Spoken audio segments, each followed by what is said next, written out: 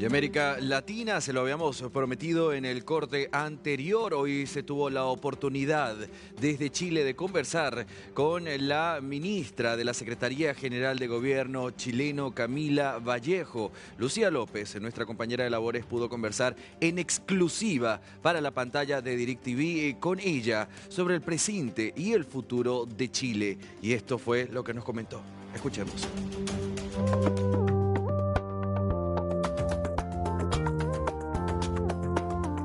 Irrumpió en la escena política como líder estudiantil. Con las protestas universitarias del año 2011, su nombre dio la vuelta al mundo, donde hubo medios internacionales que la calificaron como una de las figuras del año. A los 26 se convirtió en diputada de la República y una década después es la primera persona militante del Partido Comunista en ocupar el cargo de vocería del gobierno en Chile. Sobre la gestión, resultados y pendientes del presidente Gabriel Boric, sobre la crisis de seguridad que atraviesa el país y también sobre su proyecto, la reducción de la jornada laboral a 40 horas, sobre la relación con la Argentina de Javier Milei, sobre una posible candidatura presidencial, conversamos con la ministra secretaria general de Gobierno de Chile, Camila Vallejo. Primero, muchas gracias, ministra, por recibirnos para conversar con toda Latinoamérica a través de DNews. A propósito de la reciente cuenta pública del presidente Gabriel Boric, ¿cuáles han sido los hitos o los avances más relevantes de este gobierno? Bueno, el presidente dio cuenta de los avances en su gestión relacionados con sus compromisos de programa de gobierno, pero también con las urgencias y emergencias que hemos tenido que ir asumiendo en estos 2 años de gobierno.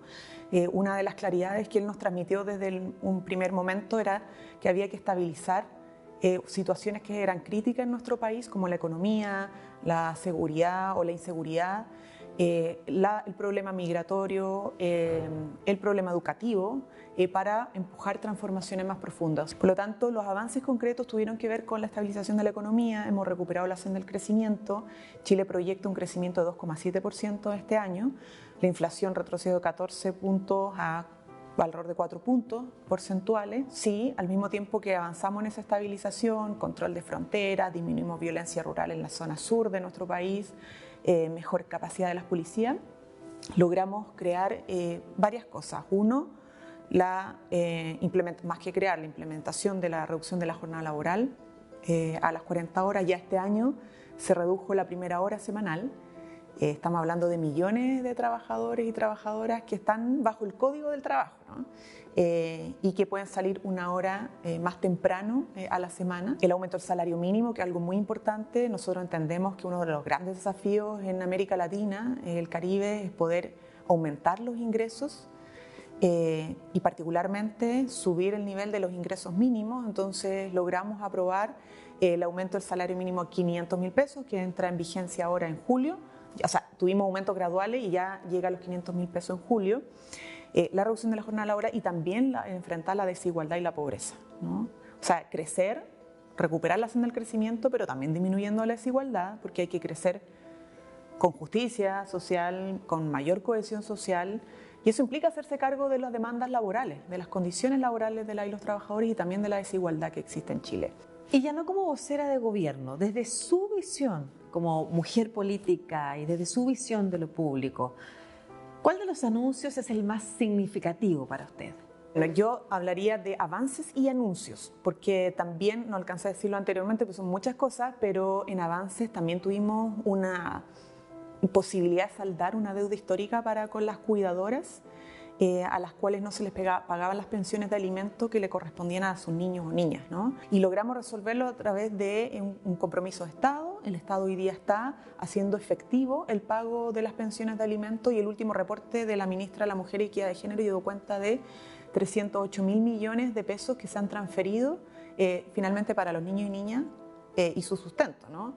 Que se adeudaban, o sea, había una deuda y sigue habiendo una deuda muy grande que se está empezando a saldar para con nuestros niños y niñas. Tenemos la aprobación de la ley para una vida libre de violencia, que es una ley que presentó el último gobierno de Michelle Bachelet y que costó muchos años sacarlo al Parlamento.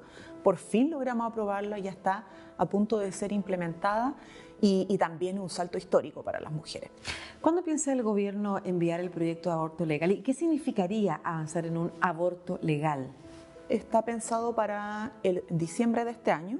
o sea, deberíamos poder ingresarlo a final de año, cosa de terminar este periodo legislativo y abordar el próximo periodo legislativo y último este tema que es sumamente delicado, que obviamente también es sensible para muchas miradas, pero que también sabemos que es necesario de discutir, sobre todo desde el punto de vista de la salud pública y de los derechos sexuales y reproductivos de las mujeres. Cuando hablamos de aborto legal, más que aborto libre, es porque queremos señalar que esto no debería tener causales, pero sí siempre tiene que tener una regulación, límite de semanas, ¿no?, de gestación, para ir en línea de los países que han logrado avanzar en esta materia, poniendo en el centro la vida y la integridad de aquellas mujeres que por estar penalizado en nuestro país siguen abortando de manera clandestina. Hay voces que dicen que haber anunciado el proyecto de aborto legal es un acierto desde el punto de vista de una estrategia electoral para hacer retroceder el avance de la ultraderecha o de la derecha más radical, como ha sucedido en Estados Unidos cuando se pone el aborto sobre la mesa de discusión. Hay otras voces que señalan que fue un error porque tapó completamente cualquier otro resultado positivo, como el de las disminuciones históricas de la pobreza, por ejemplo, y solo se habla de aborto en estos momentos. ¿Cuál es su opinión de esos dos enunciados?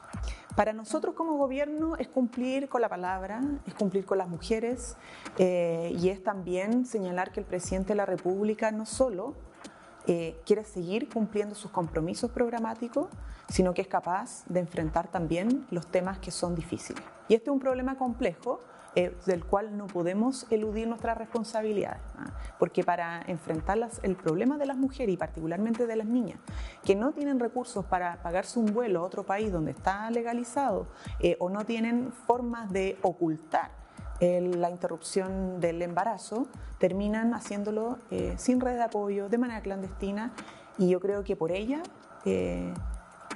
tenemos que ser capaces de debatir, ¿no?, de dialogar y esperamos también de avanzar en una ley que se haga cargo de esta realidad. Desde su convicción política, ¿cuál de los proyectos que tiene el gobierno o que estaban en su programa de gobierno usted lamentaría que no se pudieran concretar? Efectivamente, la reforma de pensiones es una de las reformas claves porque está pendiente hace por lo menos 15 años. En Chile, el dilema de nuestra sociedad es cómo nos hacemos cargo de nuestros jubilados y jubiladas, de aquellos que trabajaron por el país 10, 20, 30, 40 años y que hoy día están recibiendo pensiones de miseria. Lamentablemente, muchos han ido falleciendo en la espera de un cambio real en el sistema de pensiones. Y dado que avanzar en una reforma previsional o a las pensiones ha sido un problema para los gobiernos anteriores, incluso, ¿qué más estaría dispuesto a hacer o a ceder el gobierno para poder concretar esa reforma? Y lo cierto es que el gobierno ha sido el único que ha cedido hasta la fecha.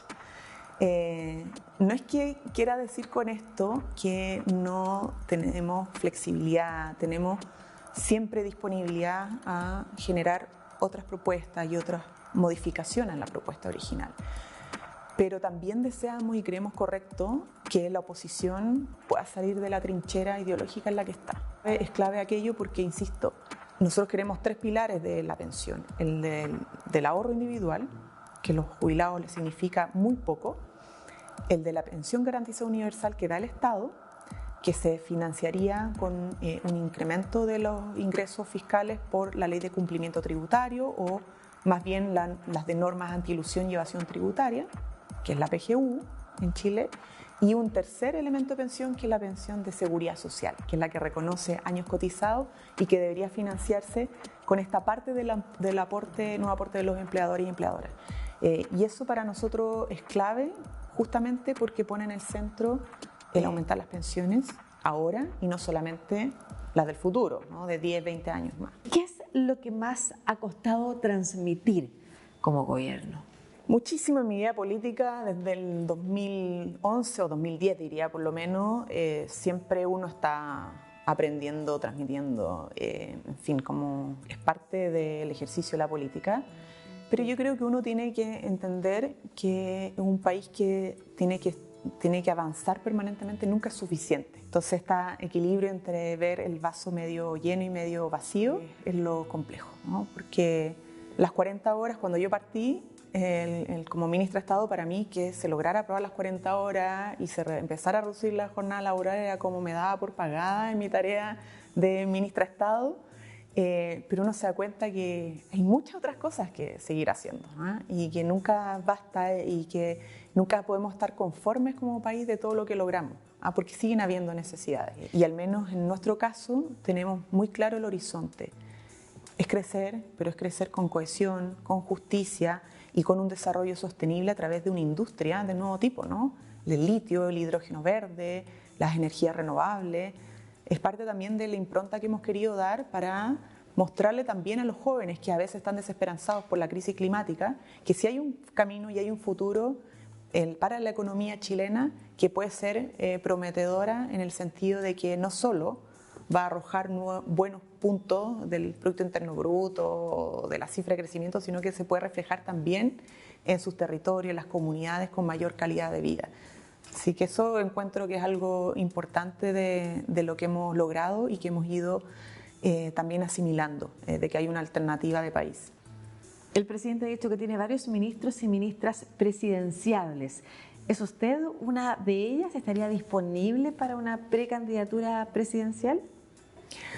Yo lo he descartado de manera muy responsable, diría yo, de distintas maneras, porque creo que el presidente, como debe gobernar hasta el último día, también necesita un equipo que lo acompañe en esa tarea, ¿no? Para seguir cumpliendo con su palabra, seguir cumpliendo sus compromisos, seguir atendiendo ante la urgencia del país. Y al menos yo tengo la convicción de que me quedo con él hasta el final, a menos que... Pero déjeme preguntarle, para precisar, ¿usted no está disponible a hablar de ese tema en este momento o no está disponible para una precandidatura a un cargo presidencial? La decisión de quedarme en el gobierno y en mi tarea de ministra hasta el final dice relación con no renunciar por una candidatura presidencial.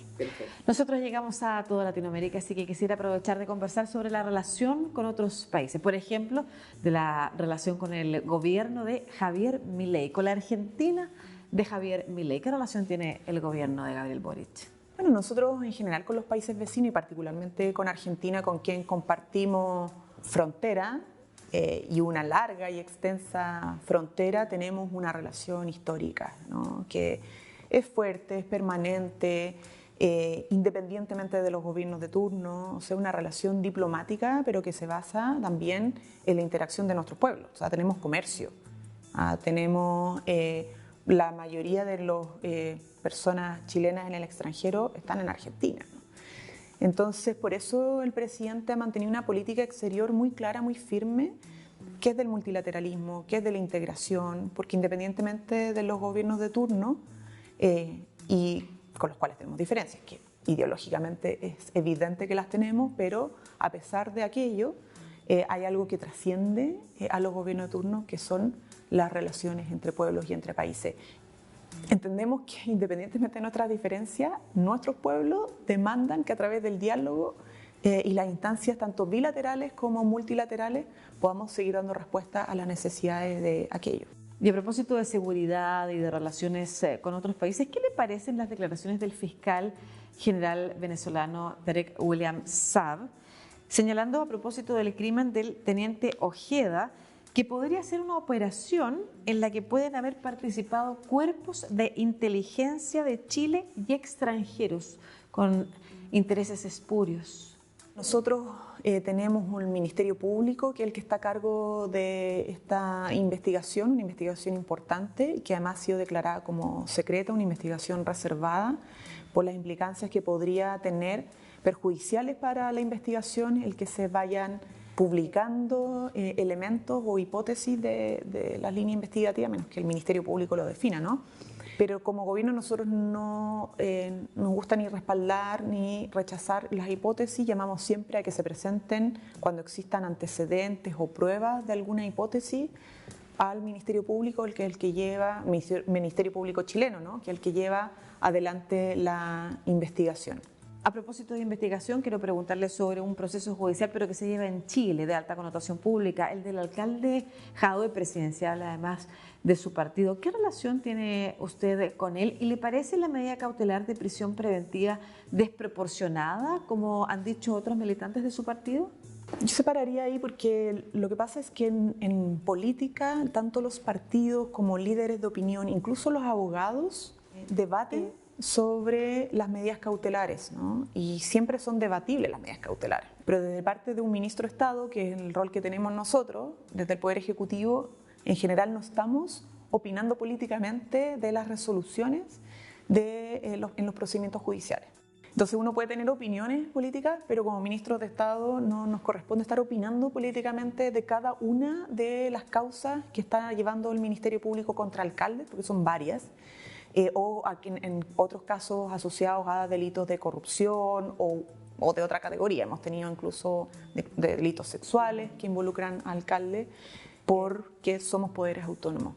Finalmente, ministra, a propósito de la impronta feminista de Chile Cuida, de los proyectos que usted mismo ha destacado precisamente, porque se ha notado en esta entrevista esa perspectiva de género que tiene precisamente este gobierno, quisiera preguntarle ¿cómo compatibiliza usted el estar en un cargo de tan alta relevancia con su rol de madre?